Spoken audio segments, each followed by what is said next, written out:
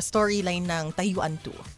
Ako po si Rhea dito, isa siyang konduktora. Then, kung alam niyo po yung Tayuan 1, si Angelica and Chester Gracia. So, si Chester Gracia po yung konduktor nung una. Then, sa Tayuan 2, supervisor ko na po siya. So, mag-fling na kami dito. Okay. Ni Chester. Yes. Tapos, meron po akong shy na pasahero, which is si Marco Mora. Tapos, Asa ko, nakita ko kayo trailer! Okay.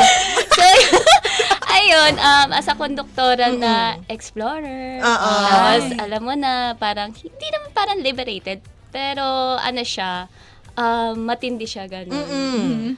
Alam mo yung mga hindi dapat ginagawa sa bus para isiduce si Marco, ginagawa niya dun sa loob ng bus. Naloka din ako dun sa character ko. Medyo may ano ka ba? May parang pinol ka sa, siguro sa past mo or sa experience mo na parang, naku, parang ginawa ko na to in the past or parang gusto ko tong gawin. Ala, ayun nga, yun yung challenge, wala. Kasi nagbabas ako dati, nung nagwo-work pa ako. Tapos alam mo yun, parang, paano ko to gagawin? So, may pinanood sa akin.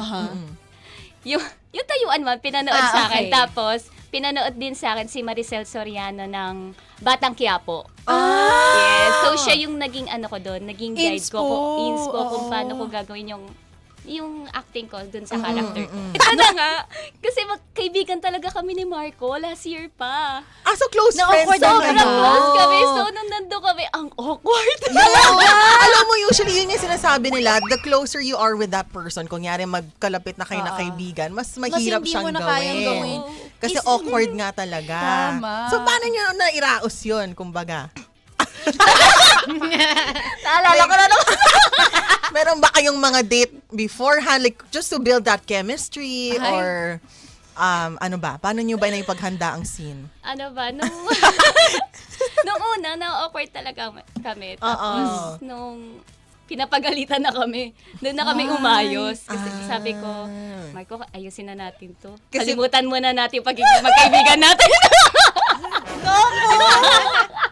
Pero mukhang naitawid naman, Yes, di ba? naitawid Successful namin. naman. Oo. Mukhang medyo nagkakaroon naman ng something during, During the taping. During taping lang. Tapos after, magkaibigan na kami ulit. Hindi mo kaya. Hindi talaga. Naku. Would you say yun yung pinaka nahirapan ka dito sa pelikulang ito? Na i-build yung Dahil chemistry friends mo kayo. dahil friends kayo? Yes.